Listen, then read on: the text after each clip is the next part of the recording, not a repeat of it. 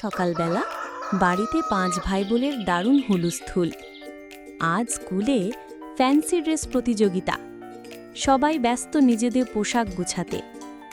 জামিলা বলে, আমি রাজকুমারী হব, কিন্তু তার রাজকুমারীর পোশাক কোথাও নেই।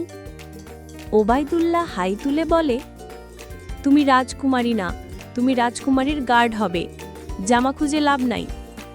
তামিম হাসি চেপে বলে, ঠিক আছে, আমরা খুঁজে দেব, কিন্তু মজা হবে। তারপর শুরু হলো জামা খোঁজার মিশন।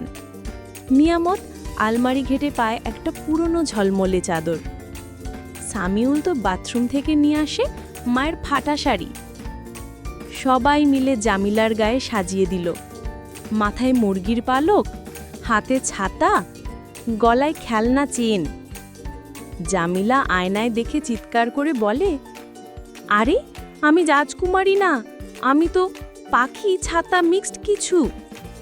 বাড়ির সবাই হেসে গড়াগড়ি। কিন্তু ঠিক তখনই স্কুল থেকে ফোন। আজকে প্রতিযোগিতার থিম বদলে গেছে, মজার চরিত্র করতে হবে। সবাই অবাক, জামিলার পোশাকটাই তো সবচেয়ে মজার।